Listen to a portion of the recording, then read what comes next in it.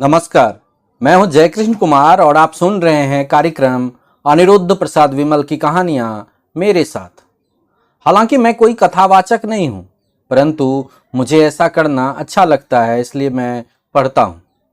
तो आइए मैं आज पढ़ता हूं विमल सर की पुस्तक अपने हिस्से का महाभारत में संकलित चौथी कहानी गीतिया। शंकर सौ आज फिर बहुत दिनों के बाद मेरे पास आया था। वैसे तो मैं रोज अपने घर के आगे से गुजरने वाली सड़क पर उसे आते जाते देखता था, लेकिन इधर कुछ दिनों से शंकर कुछ बदला हुआ नजर आ रहा था। उसे बैठने के लिए कहकर मैंने पूछा, किधर आए हो शंकर भाई? हालचाल तो ठीक है ना? हाल तो देख ही रहे हैं कि शंकर अब वह शंकर नहीं रहा। एक समय था कि मैं एक रात में ही 7-8 मन धान भगवान उगने से पहले उसना करके छुट्टी कर देता था। दोनों जीव कमाने में एक से एक थे, परंतु अब क्या कहें, ना तो देह में ताकत रही और ना तो पूंजी। गीतिया माँ भी रोगग्रस्त हो गई है।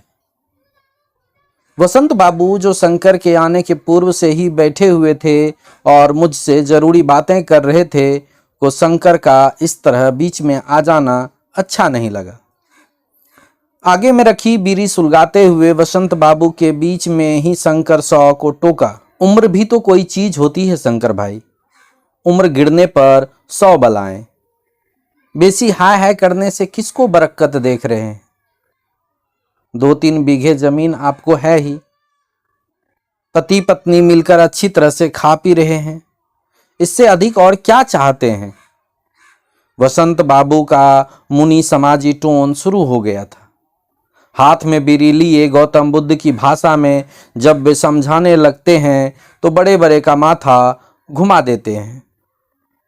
आप मुझे ही देखिए सौ जी, आपसे 10-15 साल का बड़ा मैं जरूर होऊंगा। जमीन जगह भी आपसे अधिक नहीं है, लेकिन मुझे कोई फिक्र नहीं है। दिन रात बम बम करता हूँ, मस्ती में जीता हूँ। जो होना है वह होगा, उसे कोई रोक नहीं सकता। फिर यह रोना धोना किस लिए? किसके लिए आदमी रोता है? काम करो, सोचो मत, फल तो मिलेगा ही। शंकर वसंत बाबू की बातें सुनकर वैसे ही निर्लिप्त रहा जैसे पानी में उड़ईन का पत्ता। उकताए हुए स्वर में वह बोला, बुझता तो मैं भी सब कुछ हूं, परंतु छोड़िए, अपने पर पड़ता है तभी आदमी महसूस करता है। क्या करें? 10 दिन पहले दरवाजे से गाड़ी चोरी हो गई। मैं घर में सोया था और गाड़ी पार। तकदीर ठीक थी जो बैल घर में बंधे थे। 100 बनिया की पूंजी बैल और गाड़ी। 1000 रुपए की गाड़ी थी। बाप रे बाप, जीते जी मर गया। अब की वसंत बाबू पर असर हुआ। क्या कहा? गाड़ी चोरी हो गई? दरवाजे पर से? अरे इस गांव में क्या क्या नहीं होगा। खैयन धान बेचकर इसी साल गाड़ी बनवाई थी। शंकर की आंखों से भट से लोर गिर गया। वातावरण भारी नहीं हो जाए, मैंने बात आगे बढ़ाना ही ठीक समझकर पूछा, आए थे किस काम से शंकर?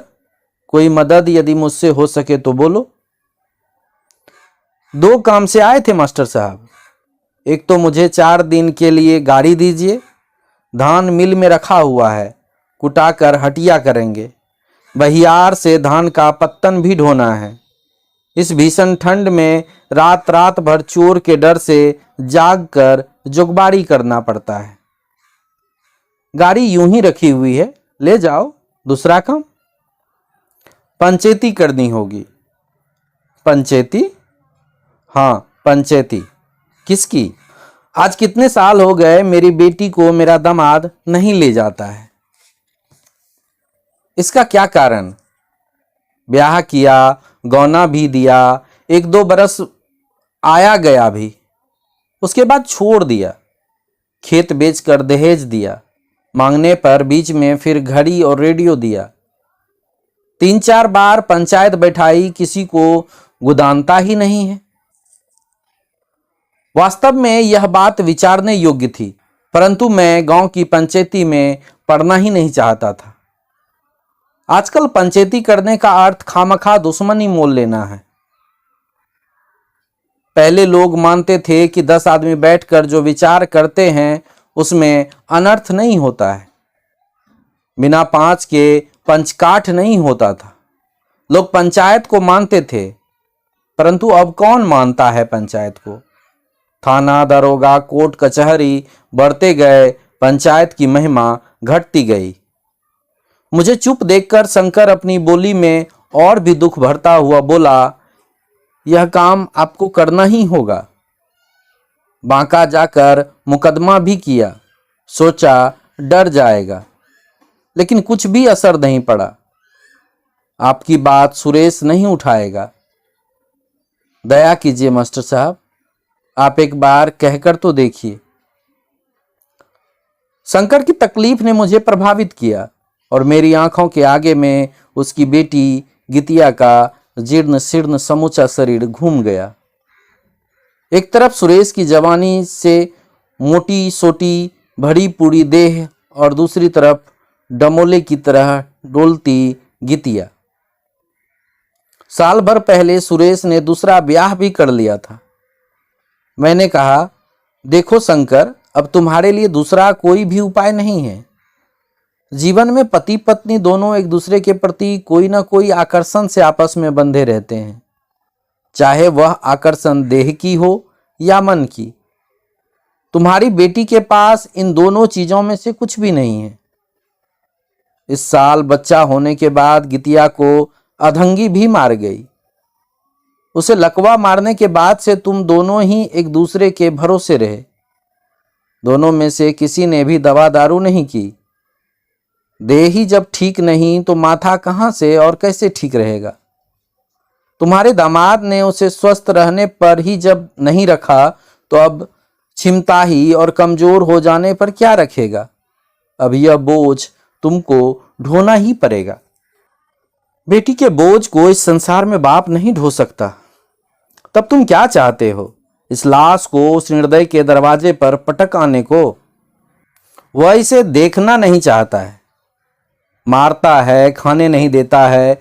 तुम गितिया से ही पूछकर देखो तो, वह अपनी इच्छा से ससुराल जाने के लिए तैयार होती है। मैं किसी भी हालत में इस पचड़े में नहीं पड़ना चाहता था, लेकिन शंकर भी तो छोड़ने के लिए तैयार नहीं था। इस मामले में 16वां आना दोषी सुरेश है। कैसे? शादी के 3-4 साल बाद गितिया की यह हालत हुई है। इसके पहले क्या मेरी बेटी इसी तरह थी? पैसे की कंजूसी के कारण यह हालत हो गई। शादी में सब कुछ देने के बाद भी मुझसे हर वक्त कुछ ना कुछ मांग करता ही रहा। बड़ी पीछे झोड़। कम पूंजी वाला आदमी कहां से देता? स्वास्थ्य गिरने पर अपने आदमी का इलाज कौन नहीं कराता है? मैं देख रहा था शंकर की आवाज तेज और निर्णयात्मक होती जा रही है। वह आक्रोश और झिड़की भरे स्वर में बोला, अब मुझे कुछ नहीं चाहिए।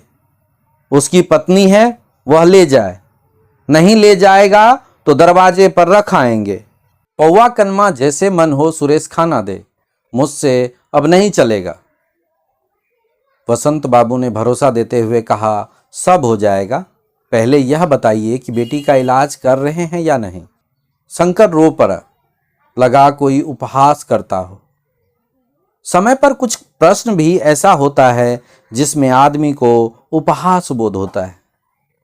शंकर के लिए जवाब देना उसकी मजबूरी थी। पुंसिया में एक भी डॉक्टर नहीं छोड़ा है मैंने। नीलमणि झा, हेमेंद्र चौधरी, श्रीनाथ वर्मा, जायसवाल जी, अशोक राय, भोला बाबू, किसको नहीं दिखाया।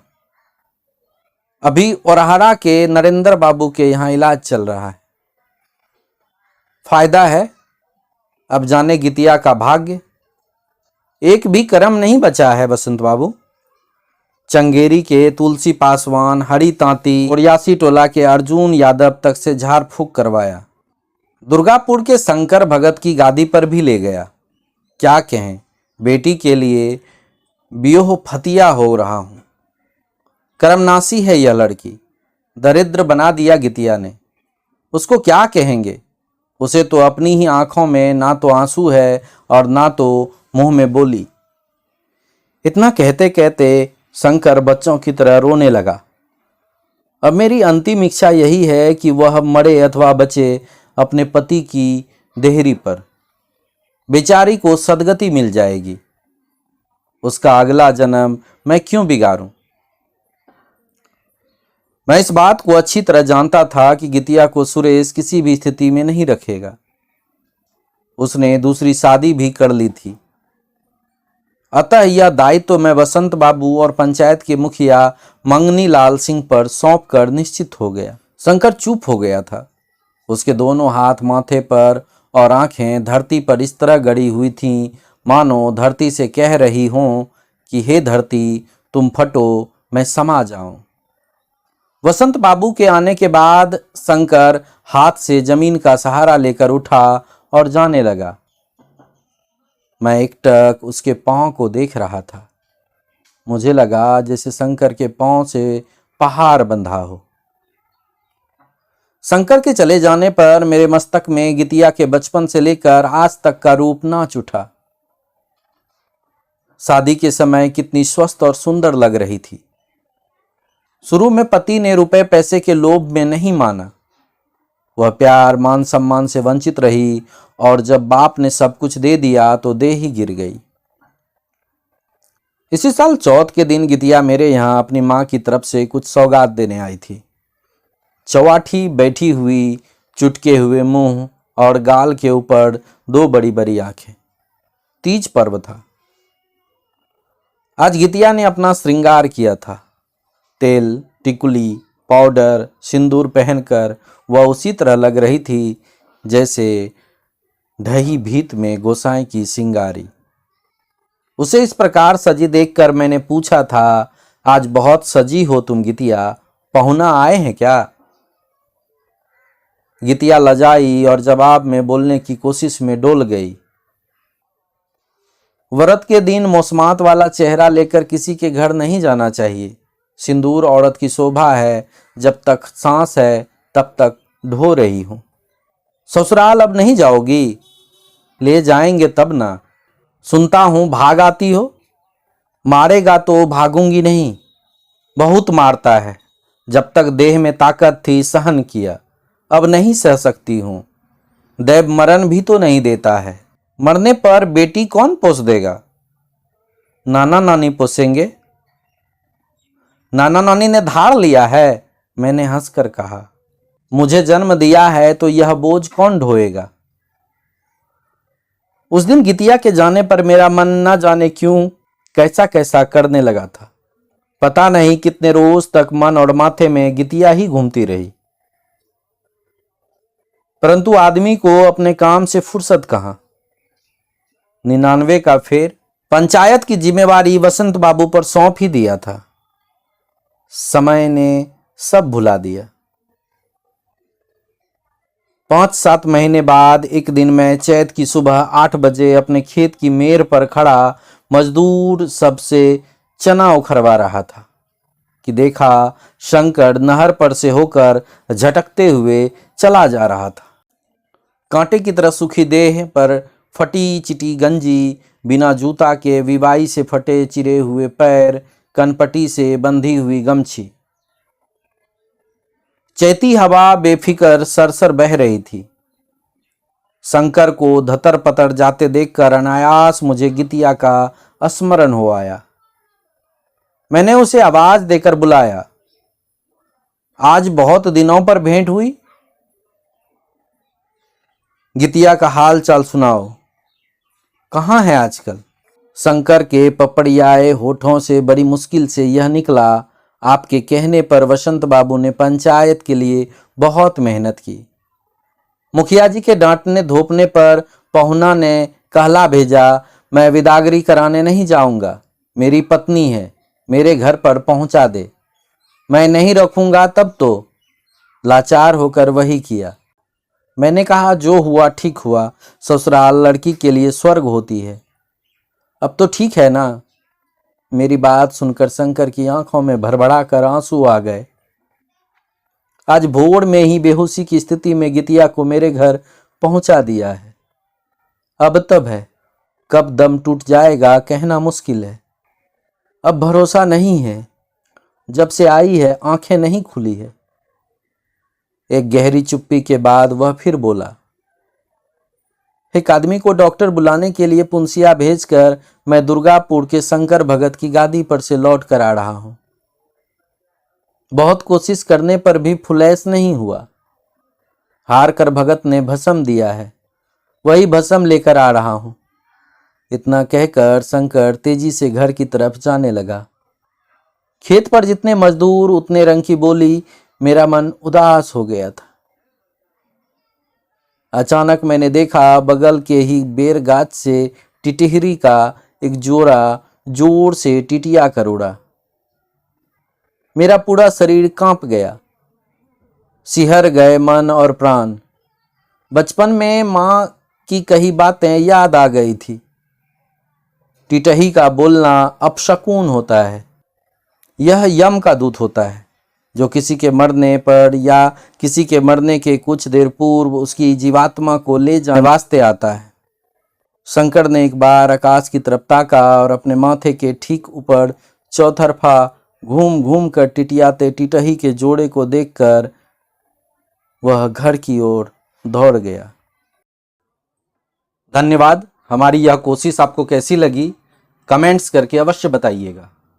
साथ ही कहानी के लेखक के प्रति भी अपने प्रेम को हमारे माध्यम से उन तक पहुंचा सकते हैं। आप हमें सुनने के लिए और अपना प्यार बनाए रखने के लिए हम आभार प्रकट करते हैं। धन्यवाद।